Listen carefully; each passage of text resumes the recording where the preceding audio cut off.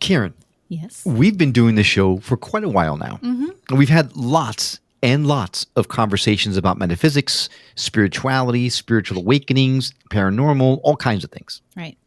But have you ever stopped and thought to yourself, if all these conversations really were legit? I think about that all the time. Do you? I do. Oh my God, I'm so glad I'm not the only one. So is spirituality as we know it real? Or is it just a figment of our wish-fulfilling imagination? That's the question that we're asking today. Yep, it's Tackle the Hard Questions Day. And by the end of this episode, we're going to have a very clear understanding of whether those paths we are all talking about have any type of legitimacy or not. So no doubts. Welcome to the Skeptic Metaphysicians. My name is Will. And I'm Karen. And unlike Mulder and Scully, we both want to believe. So we've embarked on a journey of discovery. We've talked to people deeply entrenched in the spiritual and metaphysical world. We've thrown ourselves into weird and wonderful experiences. I even joined a coven of witches. And wait, you joined a coven? Yep, all in the interest of finding something. Anything. That will prove that there's something beyond this physical, three-dimensional world we all live in. This is the Skeptic Metaphysicians.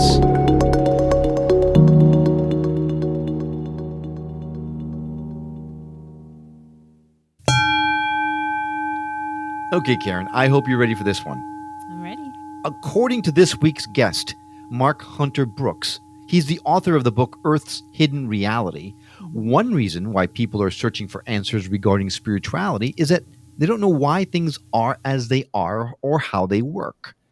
Now, while his book doesn't claim to have the answer, it does, however, provide a starting point from which to explore these important questions. Now, he's had numerous spiritual experiences since 2003 that have profoundly changed his worldview. Welcome to the club, Mark. Today, he writes and speaks about the mechanics of the non-physical world, helping make what many consider to be mystical easier to understand. Now, Mark, I know you don't claim to have the answers, but you do have a scientific background, and all four of your books have really come at this topic from a firmly scientific point of view, right? In fact, your book started out as a science-oriented justification of what Christians believed in faith without using religious doctrine or dogma in the explanation, and it grew from there. Is that right? That's correct. And thank you very much for having me. I'm really excited about being on the podcast. And the way I would like to explain all this is to talk about truth. Because, and I'm going to start off this way and build up from there. I hope I do a good job with it. So wait, you're going to start with the truth? Oh, that's a loaded I'm going word. to start with the concept of truth. Okay. Okay, I gotcha. So there's subjective truth and objective truth. And subjective truth is often based on people's personal experiences. And that's what people of faith have oftentimes is subjective truth. But objective truth is what scientists do with experiments. And they'll beat a hypothesis to death. They'll try and disprove it. And it's only when they can't disprove something that they'll start believing that it may be true. And that's the essence of the scientific method. So, but these two methods of finding truth, subjective truth and objective truth, don't really mix with each other. And actually, the scientists don't acknowledge subjective truth, which the people of faith believe. And that's what got me started with my book. And I had had these spiritual experiences for a number of years before I started writing. My first book came out in 2016, but I had been having experiences since 2003. And the whole idea just kind of mushroomed from its beginning with my first edition. But I did want to try and justify what people believed in faith. And with this fourth book, the first, second, third, and fourth book, they all build on each other. And with the fourth book, I really feel like I have something that I can share with people and that would be meaningful for people. And as we said, or as I said before we got started, is I'm not a scientist. I'm not a theologian. I'm not a philosopher. So what I want to do is show how this can be real, how this can work, and point a direction that people may not have gone in, and make connections to help other people who have more of a scientific background bring these things to fruition and study these concepts in more detail. But yes, that's how I got started. This fourth book has gone a lot farther than the other three in terms of trying to bring about a science-oriented justification for reality, not necessarily for justifying what people believe in faith. And the essence of the book is that reality is not what people generally believe. I have to know, you said you'd had a bunch of spiritual experiences in the past. Can you just give us an example of one? Like how strong was it that it kind of led you down this path of questioning? Oh boy. Back in 2003, I just moved to a new city, with my job. And there was a friend of mine who came from the old city where I was at, and we had lunch together. And after lunch, I was talking to him, and I said, when I move my hands together, I can feel this pressure. And he said, oh, that's your energy field. And I said, oh, that's interesting. And so it turns out he had studied for the ministry. He had done a lot of work, with the spiritual. And he gave me a set of exercises to do to sensitize my body to my energy field. And so I worked on that for about a year. And then for some reason or another, which I don't really want to go into, is I read a book. It was called Deliverance from Evil Spirits by Father Francis McNutt. Ooh. And you could probably still find that, but it's a how-to book on exorcism. Oh my gosh. Wow. I know. Okay. Hello. Now I don't do this stuff, but I read it and I was very skeptical. And I said, how can just saying words do things?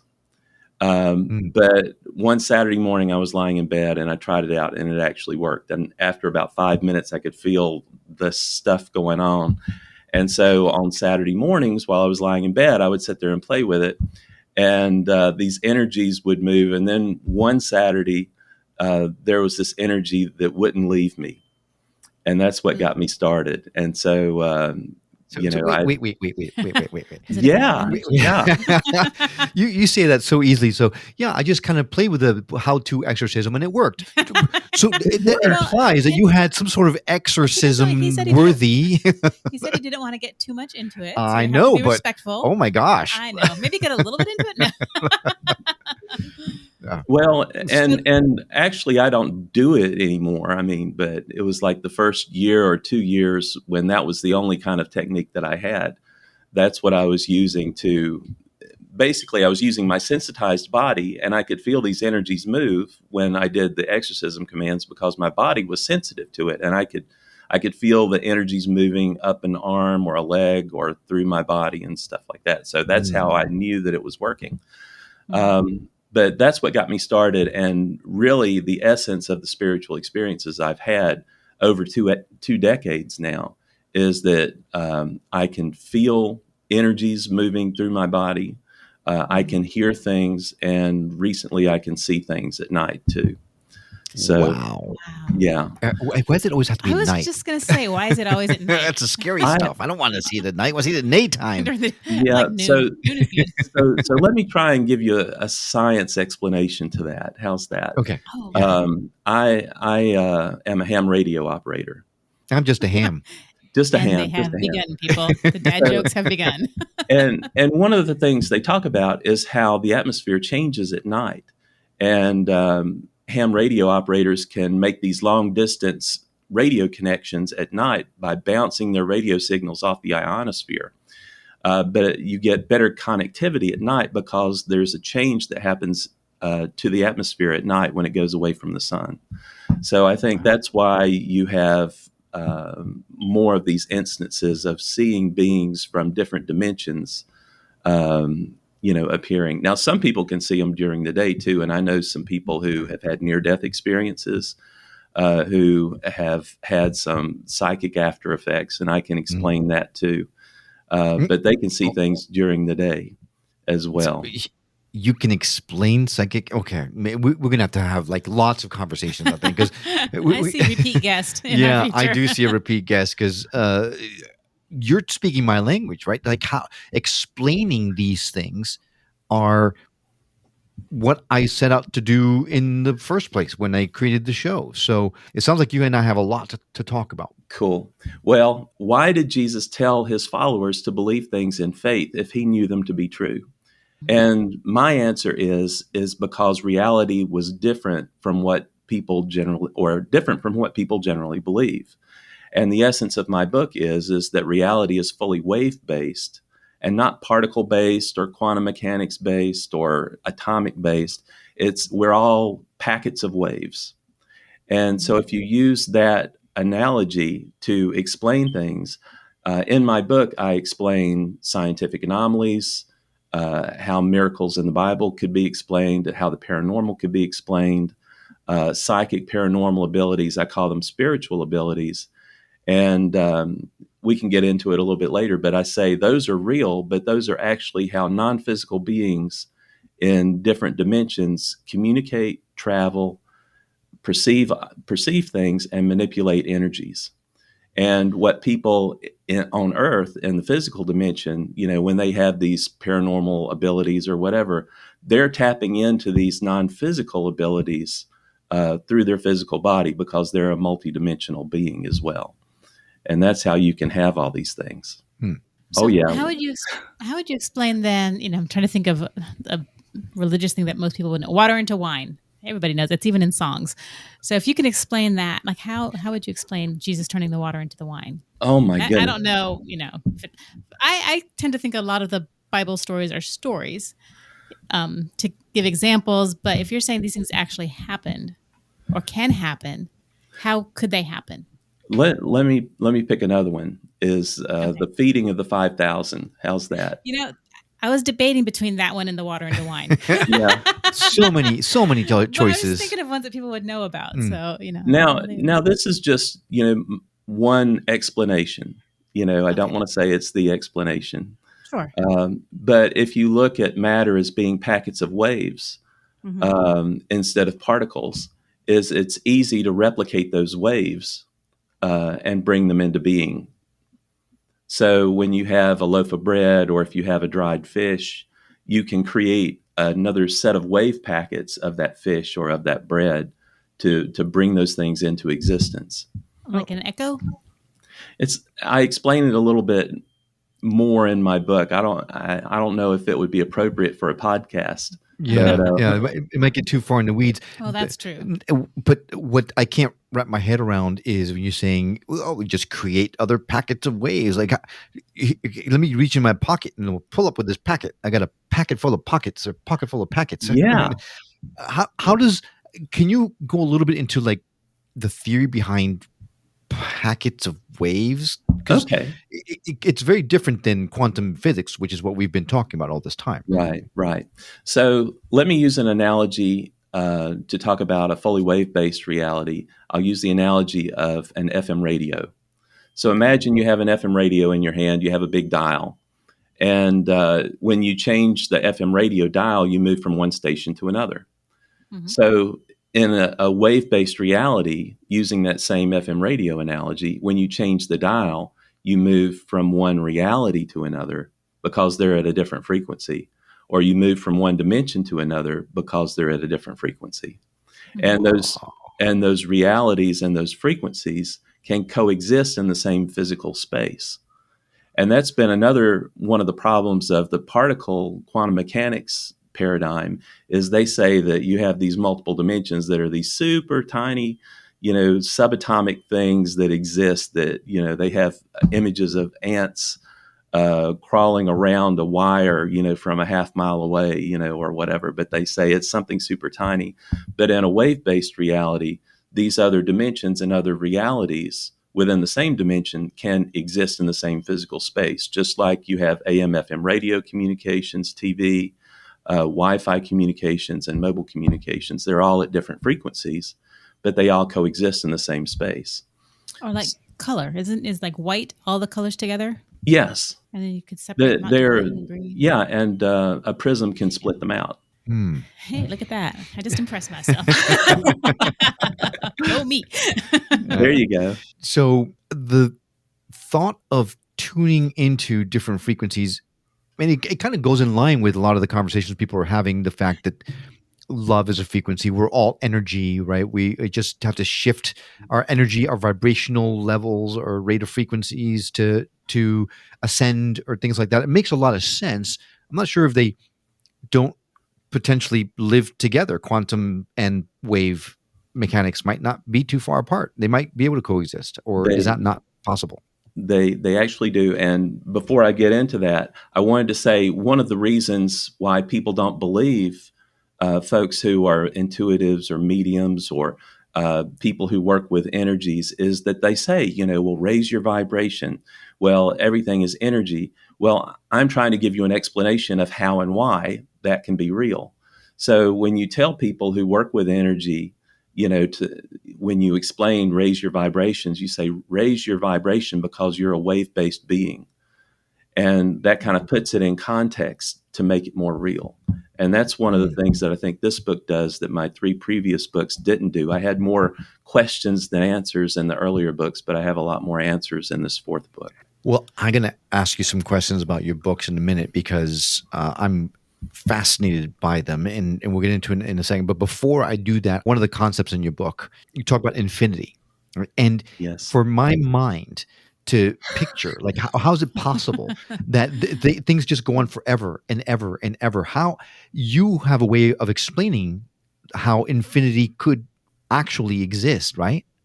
Yes. And I'll add a little context around that is that in mathematics, you have the concept of infinity, where numbers can go on, whole numbers can go on to infinity, and fractions can keep getting smaller and smaller and smaller into a small infinity. But science doesn't believe that infinity exists in nature because they say in a closed environment, like in an enclosed universe, you can't create new matter or new energy. All you can do is just transform matter into energy and energy into matter. Right. So they don't believe that infinity exists in nature. But that's in a 3-dimensional world, 3 dimensions in time. And what I say in my book is, and I believe it's in chapter 8 of my book if people want to look at it, is look at our dimension, our reality as having 4 dimensions. And where you have a whole number infinity and a fractional infinity, in the 4th dimension, that's the first dimension where things can loop. And they have a geometric object called a tesseract that's like a super cube. And there's an image on on Wikipedia. Excuse me. There's an image on Wikipedia. I think Jason Heiss is the guy in Europe who did a public domain GIF of a moving tesseract. But if you look at it, that tesseract is really a torus. And a torus is a donut. And if you can imagine a torus in your mind, you can move that torus, or it's like a bicycle tube. You can move that torus in and out. You can turn it in a circle, and you can kind of like move it end over each other. But it's a 4th dimensional object. And because it moves like that in 4th dimensions, I say that infinity can join together in the 4th dimension in terms and become a loop. So you can have the full whole number infinity join with a fractional infinity as a 4th dimensional spatial or 4th dimension spatial 4th dimension, whatever you want to call it. So that's the concept. But it's now, does it exist in reality? And I'll say that the whole number infinity goes into a black hole, and we have black holes in the center of galaxies and in the universe. And then they have the concept of white holes, where the matter that goes into the black hole and disappears, it comes out as just little bits and particles out of the white hole. And from that's how you get this regeneration of matter. Well, I say in the book that what a white hole really is, and we've been researching it for years, it's the Big Bang. The Big Bang is really just the emergence of matter from a white hole. I was going to ask you if that's what that was. Makes perfect sense. And so if you look at it as reality being 4 dimensions instead of 3, you can say infinity exists in nature because that black hole, white hole loop, the Big Bang as being the emergence of matter from a white hole, that is the example of infinity existing in nature. And that explains how infinity can exist. And These are it's been a super heady conundrum. concepts. Yeah, it's Yeah, been are a there pictures in conundrum your book? because mathematicians say infinity exists, but scientists say it doesn't. But there's so many times that people use mathematics to justify the existence of things in physics, and then they go after experiments to try and prove the things that mathematics says was true. And I think that's how Einstein did his theory of relativity, is he did things mathematically, and then it was later proved with I believe a solar eclipse in the 1920s, where they showed how light bends around the sun as it comes around, from an eclipse. But they actually proved a mathematical theorem. And so that's the same thing. But that's my explanation. So then bringing it back to spirituality, when people say that we're energy and we can't be destroyed and there's an infinite loop of life after life after life, Yes. that's kind of the concept you're describing, right? We're trying to bring it back to spirituality in a way that my limited brain can understand. Yes. And let me also say that one of the reasons why I wrote this book was to help people who had more of a left brain, rational, linear thinking mind wrap their minds around the spiritual, because right. it's very hard for people who aren't creative. I know the creative minds have an easier what should I say, opportunity to embrace all these things. Sure. And linear thinkers normally can't. So that's really one of the purposes for my book. But How does that speak to what happens after we die? Like, Oh. do you believe that there is life after death? Before you answer that, we've got to take a quick break, but I want you to start thinking about your answer. So when we come back, Yeah. you can give us your take on life after death. We'll be right back.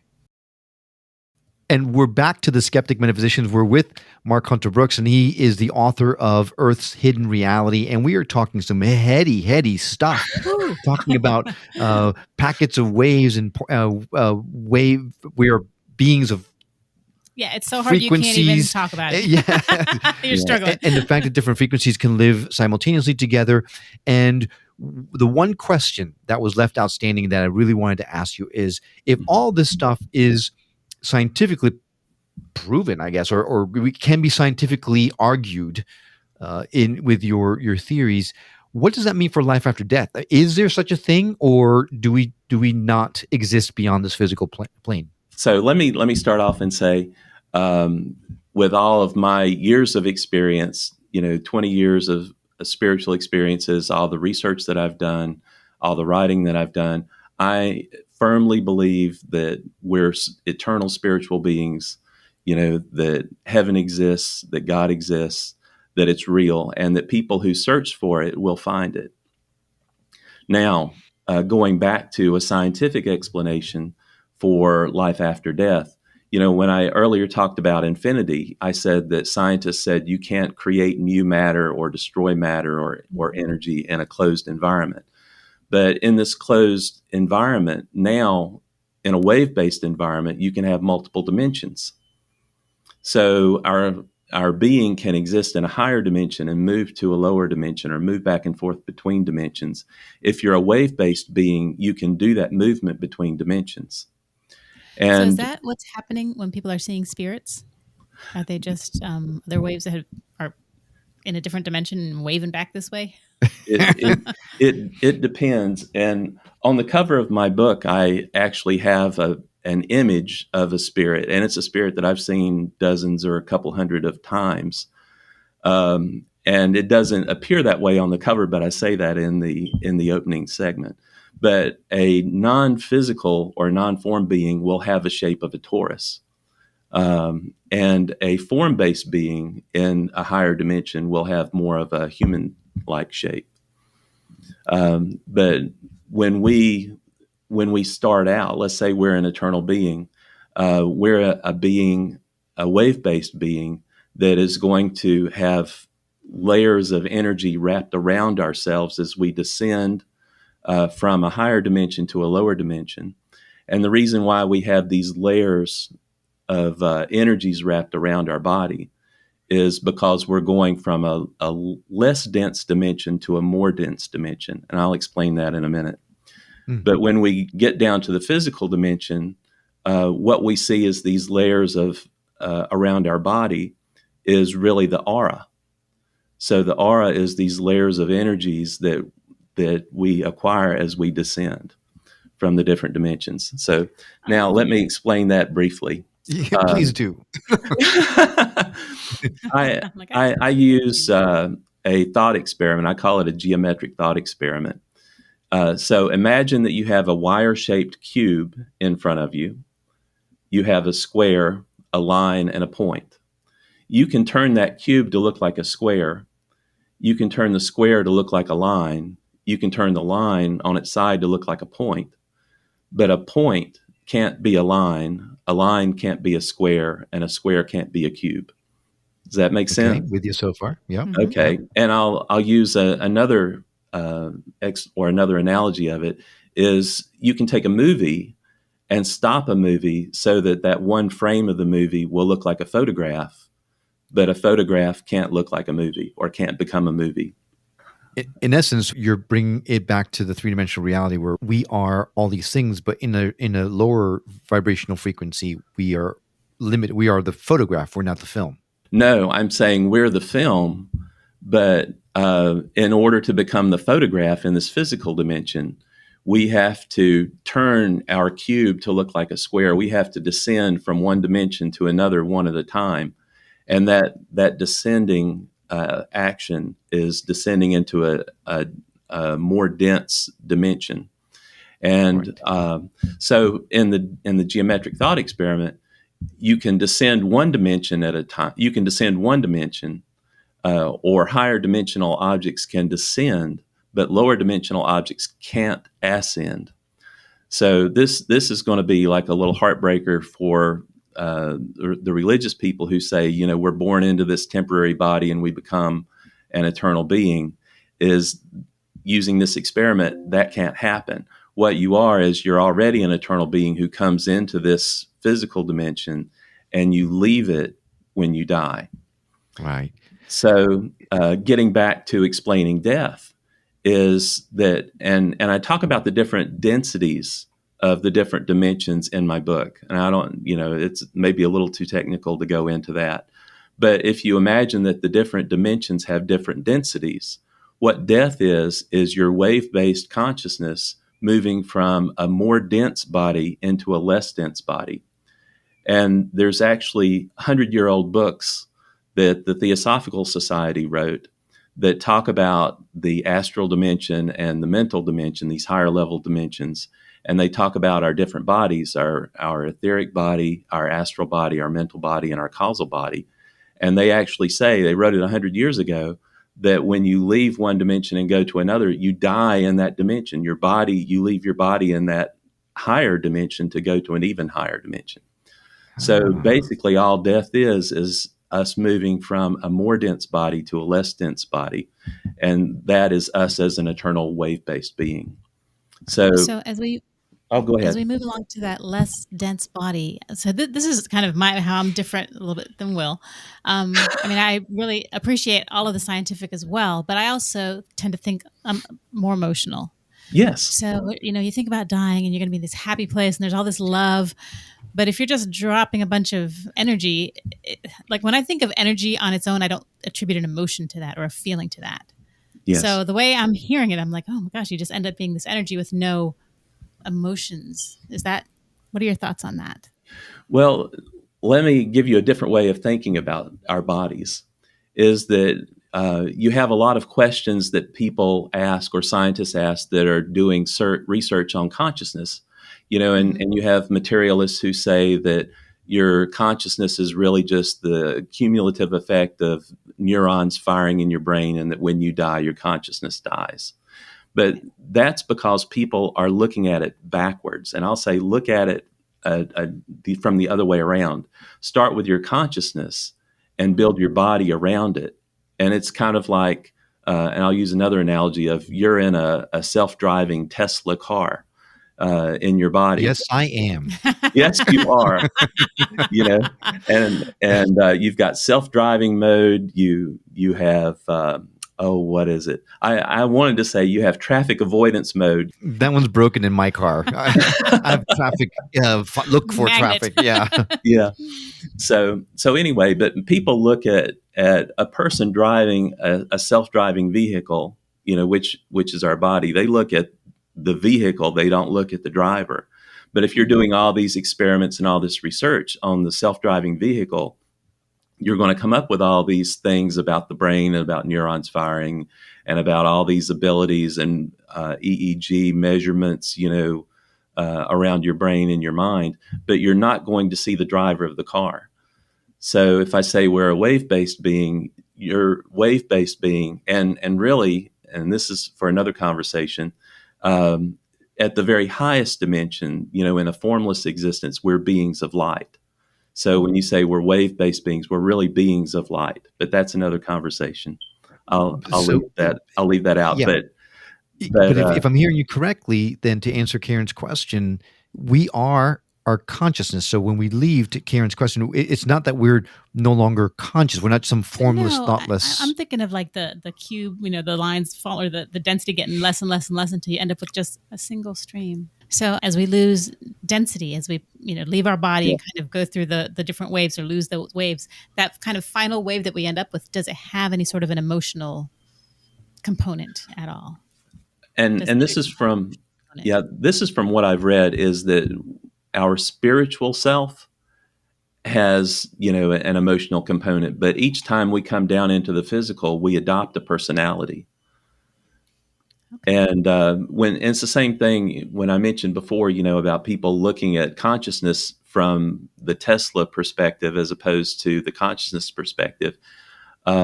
It's the same thing with people talking about reincarnation, is they're looking at the physical body instead of the consciousness, coming into the body. And Origen, who was an early Christian church father, he said in about 200 or 300 AD that we were pre-existing souls, and he was getting closer to this whole concept that we were eternal beings coming into this physical body.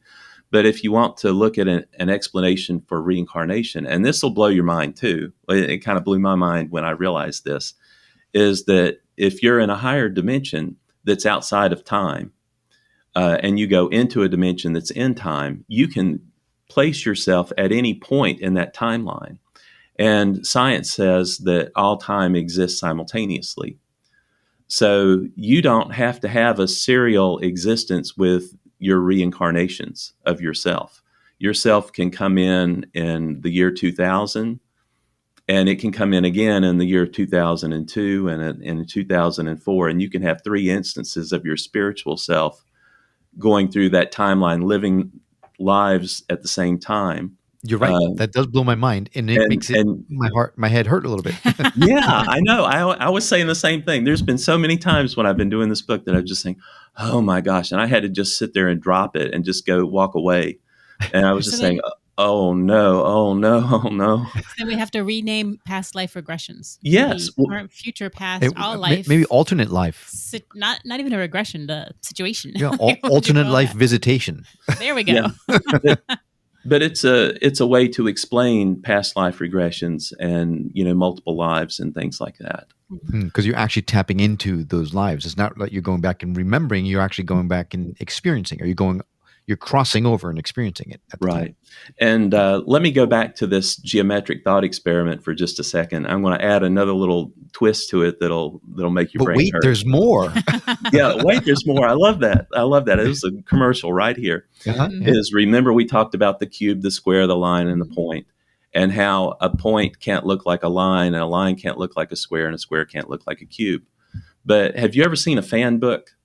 This little book with multiple pages that when you fan it, you can see a horse running or seeing all those things.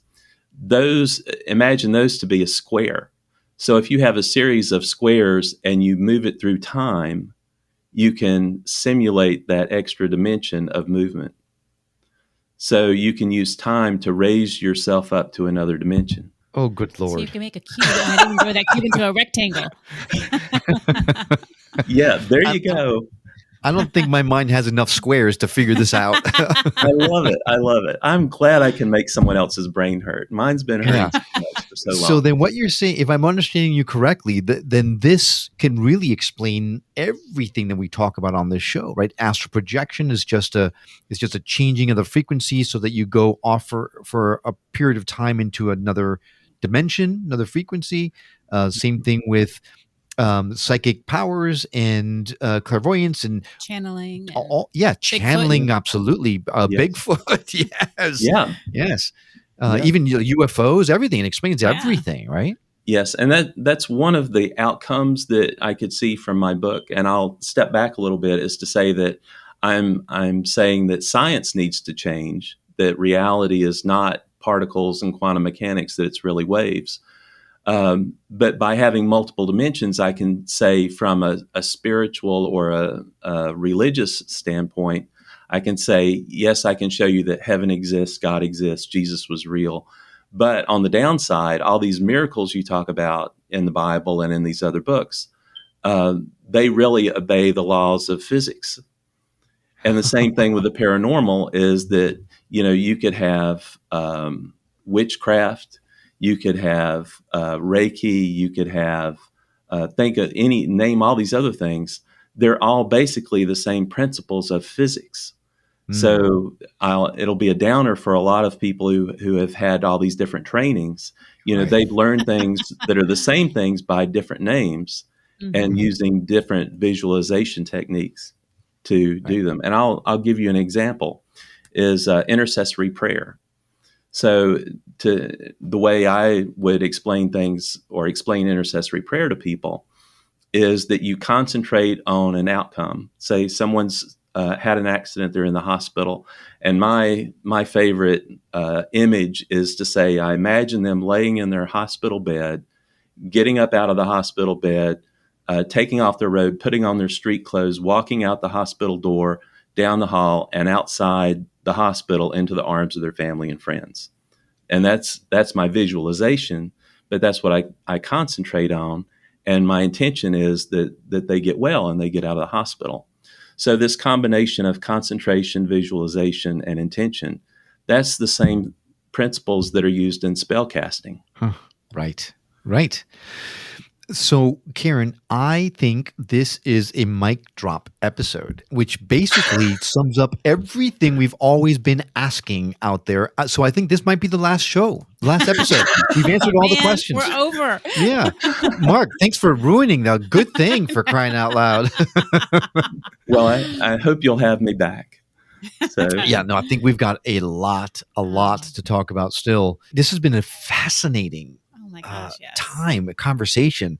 No, this is not the last episode, though it could possibly be. It could certainly be our finale. But we've had so much fun talking to you, Mark, that we definitely will ask you to come back and dive into some of these concepts a little bit more in depth as we get further on down the road. Well, I appreciate it very much. I've had a great time, and thank you for having me. Absolutely. Thank you for coming on. Well, I was just going to ask, where can we get your books? They're available on Amazon, and you want the blue book. It's Earth's Hidden Reality. Well, before we go, I do need to ask you. You wrote the 4 books, and they build on each other. Do you have to read all 4 books, or can you jump in the middle of one of them? Like the 4th book, for example. I say that each one is a plateau of where I was in my own spiritual development. So in 2016, I wrote my first book, and I tell people, and that was just crap. That was your first book. You messed up and you do all these So things. don't read that one. Don't read that one. So, but the second book is double the size of the first and a lot more scientific, but I didn't really have well-developed ideas and concepts there. I was just exploring stuff. The third book talks a lot more about multiple dimensions. It's starting to get things down, but the 4th book I really have the answers to. The first 3 books are variations on the title, or variations on the theme of Christianity from a different perspective or from a spiritual perspective. And that's going back to my original intention of trying to prove scientifically what people believe in faith by not using doctrine or dogma, because I knew science people, wouldn't listen to doctrine or dogma as an explanation. Mhm. So that was my original goal. It's still my goal, but it's kind of expanded with this book, by going beyond religion. But I can see combining all the different worldviews, the scientific worldview and the religious worldview, into a single worldview, and using the paranormal as the link by saying that from science you have multiple dimensions, and in those dimensions heaven can exist, non-physical beings can exist that have spiritual abilities that are, and then here's the link to the paranormal, that are the paranormal abilities we have on earth, which are the miracles in the Bible that you see. They're just the spiritual abilities, the paranormal psychic abilities that non-physical beings who came to earth use to help us with our spiritual development. Right. Yeah. If everyone could just jump on that bandwagon, All right. great. Well, Mark, you are not doing a great job of trying to sell your own books, except for this last one, but we appreciate your candor. We're going to put direct links to your books directly on our show notes. So if you're interested in taking a look at Mark's books, just go to skepticmetaphysician.com, his episode page, and then you will see the links directly listed there as well. Mark, this has been fantastic. Really appreciate you coming on. Great. Well, thank you for having me. I appreciate it. And thank you for coming along on this journey of discovery. You know someone that would benefit from hearing the messages we shared on this episode or any of our others? Well, we'd really love it if you would do them a favor and share the show with them. It's super easy and you might just help change someone's life. And if you're listening to this on the radio and missed anything, not to worry. All of our shows, including this one, can be found at skepticmetaphysician.com, where you can also watch the videos or even send us email or voicemails directly from the site. We absolutely love feedback and would appreciate hearing from you. We hope that you've enjoyed this episode as much as we have. That's all for now, but we'll see you on the next episode of The Skeptic Metaphysicians. Until then, take care.